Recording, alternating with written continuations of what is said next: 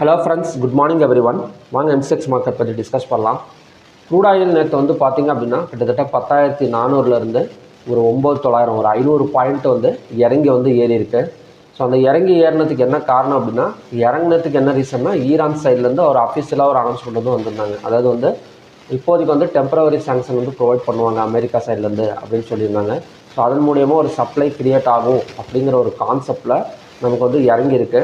நம்ம தலைவர் நைட் வந்து என்ன சொல்லியிருக்காரு அப்படின்னா, யூஎஸ்லேருந்து ப்ரொபோசல் வந்து நாங்கள் ரிஜெக்ட் பண்ணிடுவோம் அப்படிங்கிற மாதிரி சொல்லியிருக்கிறாரு. ஸோ அதன் மூலியமாக ஒரு 500 பாயிண்ட் வந்து மேலே வந்திருக்கு. ஸோ ஓவராலாக ஒரு சப்போர்ட் அண்ட் ரெசிஸ்டன்ஸ் வந்து ஒர்க் அவுட் ஆயிருக்கா நாம் ட்ரா பண்ணது அப்படின்னு கேட்டிங்க அப்படின்னா, நான் எக்ஸ்பெக்ட் பண்ணியிருந்தது 10,149லேயே நமக்கு வந்து ரெக்கவரி ஆகிடும்னு சொல்லிட்டு நான் எக்ஸ்பெக்ட் பண்ணியிருந்தேன். பட் இந்த நியூஸ் மூலியமாக பார்த்திங்கன்னா கொஞ்சம் சப்ளை வந்து செகண்ட் சப்போர்ட், அதாவது 9,956லேருந்து நமக்கு வந்து ஒரு 500 பாயிண்ட்ஸ் பக்கம் நமக்கு வந்து ரெக்கவரி ஆகிருக்கு. ஓகேங்களா? ஸோ இன்றைக்கி வந்து ஏதாவது ட்ரம்ப் கொடுத்துருக்காரா அப்படின்னா, காலையிலே கொடுத்துட்டாரு. அதாவது மிலிட்ரி அட்டாக் வந்து இப்போதைக்கு வந்து நிறுத்தி வச்சுருக்கிறாங்க. ஈரான் மேலே மிலிட்ரி அட்டாக்கை வந்து நிறுத்தி வச்சுருக்கிறாங்க. ஓகேங்களா? ஸோ சில தலைவர்கள் வந்து ட்ரம்ப் கிட்ட வந்து ஃபோனில் வந்து பேசியிருக்கிறாங்க. ஃபோனில் பேசி கொஞ்சம் நிறுத்துங்க அப்படிங்கிற மாதிரி சொன்னனால நான் நிறுத்தியிருக்கேன் அப்படிங்கிற மாதிரி நியூஸ் வந்து கொடுத்துருக்கிறாரு. அது மட்டும் இல்லாமல் நியூக்ளியர் அக்ரிமெண்ட்டில் எனக்கு வந்து நல்ல ஒரு முன்னேற்றம் தெரியுது அப்படின்னு சொல்லி ட்ரம்ப் வந்து அனௌன்ஸ் பண்ணியிருக்கிறாரு.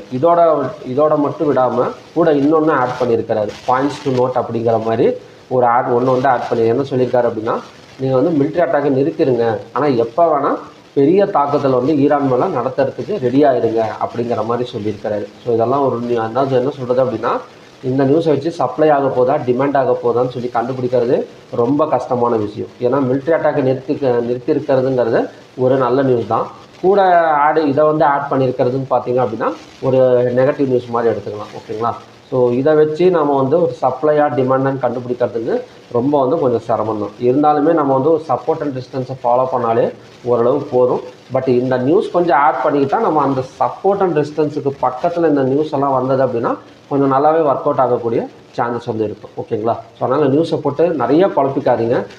நியூஸ் வர்றது எதுக்கு அப்படின்னா, ஓகே அந்த நியூஸ் வருது அப்படின்னா அந்த இடத்துல ஃபார் எக்ஸாம்பிள் இந்த ஜோன் நான் வந்து சப்போர்ட்டாக வந்து ட்ரா பண்ணிட்டேன், இந்த இடத்துல ஒரு நியூஸ் வருது, ஸோ ட்ரம்ப் வந்து இந்த மாதிரி சொல்கிறாரு அப்படின்னு சொல்லி ஒரு பாசிட்டிவ் நியூஸ் வருது அப்படின்னா, ஸோ இந்த சப்போர்ட் வந்து இன்னும் கொஞ்சம் நல்லா ஒர்க் அவுட் ஆக போகுதுன்னு அர்த்தம். வேறு ஒன்றுமே கிடையாது. ஓகேங்களா? ஸோ இந்த மாதிரி ஃபாலோ பண்ணிக்கோங்க. நெக்ஸ்ட் வந்து இன்றைக்கி வந்து எந்த மாதிரி வந்து பாசிபிலிட்டிஸ் இருக்குது அப்படின்னா, ஒரு பெரிய மூமெண்ட்டு கிடையாது. யூஎஸ் ஆயிலெல்லாம் ஜஸ்ட் ஒரு $0.10 மட்டும்தான் மேலே வந்துட்டுருக்கு.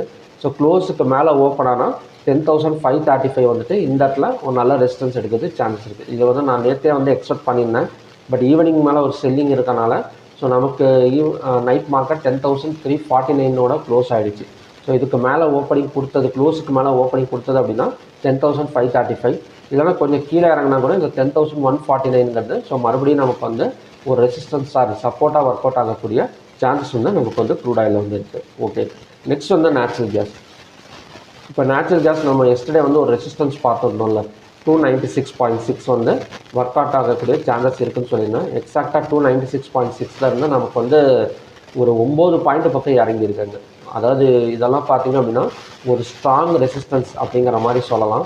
ஸோ இந்த ஜோன் பார்த்திங்கனாலே தெரியும், கிட்டத்தட்ட நமக்கு வந்து இங்கேருந்து பேட்டர்ன் முடிகிற இடம். ஓகேங்களா? 296 இப்போ லோவெல்லாம் பிரேக் அவுட் பண்ணதுன்னு வச்சுக்கோங்களேன். இந்த இடமே கிட்டத்தட்ட ஒரு 15 to 20 பாயிண்ட் பக்கம் நமக்கு வந்து ஒரு பெரிய செல்லிங் வந்து கொடுத்துட்டு போகிறதுக்கான சான்சஸ் வந்து நேச்சுரல் கேஸில் வந்து இருக்குது. ஓகேங்களா? ஸோ நான் நியூஸை பேஸ் பண்ணி சொல்லலை, டெக்னிக்கல்ஸை பேஸ் பண்ணி சொல்லியிருக்கேன். 285.8 தான் நெக்ஸ்ட்டு சப்போர்ட் ஜோன். ரெசிஸ்டன்ஸுங்கிறது 296.6. லோவாக பிரேக் அவுட் பண்ணால் இந்த இடம் வந்து சப்போர்ட்டாக ஃபஸ்ட்டு பாருங்கள். பிரேக் அவுட் நடந்ததுக்கப்புறம் கூட ஸோ இது வந்து செல்லிங்காக பார்த்துக்கலாம். கண்டிப்பாக ஒரு 269 வரைக்கும் எக்ஸ்பெக்ட் பண்ணலாம், லோவெல்லாம் பிரேக் அவுட் பண்ணலாம். ஓகேங்களா? நெக்ஸ்ட்டு வந்து கோல்டு அண்ட் சில்வர். இப்போ கோல்டு சில்வரும் ஒரு பெரிய மூமெண்ட்டுங்கிறது கிடையாது, ஒரே இடத்துல தான் நமக்கு வந்து ஃப்ளக்சுவேஷன் வந்து ஆகிட்டுருக்கு. ஓகேங்களா? இன்றைக்கான சப்போர்ட் அண்ட் ரெசிஸ்டன்ஸை மட்டும் பார்த்துடலாம். பட் பிரேக் அவுட்டு ஒரு sell side confirmation buy side confirmation இருக்கா அப்படின்னு கேட்டிங்கன்னா, கோல்டு அண்ட் சில்வரை பொறுத்த வரைக்கும் இப்போதைக்கு வந்து கிடையாது. கோல்டில் வேணால் நம்ம இந்த இடத்துல ஒரு பை ஆகக்கூடிய சான்சஸ் இருக்குது அப்படிங்கிற மாதிரி சொல்லலாம். ஸோ இந்த ஜோன் பார்த்திங்கன்னா தெரியும், ஒரு டபுள் பாட்டம் சப்போர்ட் மாதிரி எடுத்திருக்கு. ஸோ இருந்தாலும் இன்றைக்கி ஹையெல்லாம் பிரேக் அவுட் பண்ணணும். ஸோ அட்லீஸ்ட் இன்னொரு க்ரீன் கலர் கேண்டில் வந்து ஃபார்ம் ஆனால் தான் ஸோ இந்த இடத்துல வந்து பை கன்ஃபர்மேஷனும் கிடைக்கும். ஸோ ஆல்ரெடி இந்த இடத்துல டபுள் பாட்டம் சப்போர்ட் எடுத்திருக்கு. ஸோ பார்க்கலாம். ஓகேங்களா? ஸோ இன்றைக்கி சப்போர்ட் அண்ட் டிஸ்டன்ஸை மட்டும் நம்ம பார்த்துட்டு பை சைட் பிரேக் அவுட் ஏதாவது நடந்தது அப்படின்னா ஈவினிங் வீடியோவில் கூட நான் வந்து அப்லோட் பண்ணுறேன் உங்களுக்கு.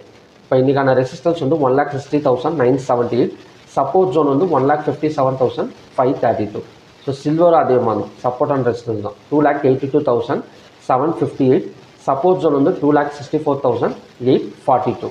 ஓகே, நெக்ஸ்ட் வந்து காப்பர் பார்க்கலாம். இப்போ காப்பர்லாம் எடுத்துக்கிட்டோம் அப்படின்னா எக்ஸாக்டாக ஒரு நல்ல சப்போர்ட் எடுத்துகிட்டு மேலே வந்துருக்கு. காப்பர்லாம் ஒரு பெரிய ஹை வரைக்கும் போனது. ஸோ இந்த ஜோன் பார்த்திங்க அப்படின்னா ஒரு நல்ல சப்போர்ட் எடுத்துகிட்டு நமக்கு வந்து மேலே வந்துட்டுருக்கு.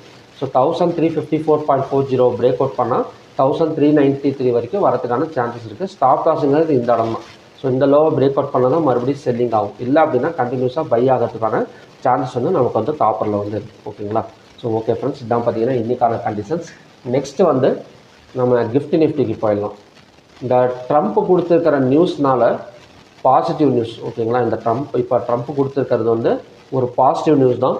நமக்கு வந்து -38 வந்து கிஃப்ட் நிஃப்டி ரன் ஆகிட்டுருக்கு. ஸோ மார்க்கெட்டு ஓப்பன் ஆகிறதுக்கு இன்னும் 2 மணி நேரம் இருக்குது. அதுக்குள்ளார ஒரு 100 பாயிண்ட்டோ 120 பாயிண்ட்டோ நெகட்டிவில் இருந்தது அப்படின்னா கொஞ்சம் செல்லிங் ப்ரெஷர் நடக்கும். இல்லை கொஞ்சம் ரெக்கவரி ஆகிடுச்சு, அந்த இடத்துல ஒரு 50 பாயிண்ட் 70 பாயிண்ட் பாசிட்டிவில் இருக்குது அப்படிங்கிறப்ப கொஞ்சம் பாசிட்டிவ் எடுக்கிறதுக்கு சான்ஸ் இருக்குது. ஏன்னா ஆல்ரெடி நமக்கு MSCI இந்த நியூஸ் மூலயமா குளோபல் ஸ்டாக் எக்ஸ்சேஞ்ச் வந்து ஒரு 3.43 பாயிண்ட்ஸ் வந்து பாசிட்டிவில் வந்து போயிட்டுருக்கு. ஓகேங்களா? ஸோ எல்லாரும் சப்போர்ட் அண்ட் ரெசிஸ்டன்ஸ் ஃபாலோ பண்ணிக்கோங்க. நேற்று ஈவினிங் வீடியோவில் வந்து நான் வந்து அப்லோட் பண்ணியிருக்கேன். ஓகேங்களா? ஸோ இது கொஞ்சம் ரெக்கவரி ஆகணும். இப்போ -38ங்கிறது குறைஞ்சது ஒரு 100 150. ஸோ அந்த அளவுக்கு பாசிட்டிவில் வந்தால் நமக்கு வந்து பாசிட்டிவ் எக்ஸ்பெக்ட் பண்ணலாம். இல்லைனா நிஃப்டி எக்ஸ்பைரி வேறு இருக்குது இன்றைக்கி. ஓகேங்களா? அதனால் எங்கே போனாலும் கொஞ்சம் செல்லிங் நடக்கிறதுக்கு சான்சஸ் இருக்குது. நெக்ஸ்ட்டு வந்து ADR வேல்யூஸ் பார்க்கலாம்.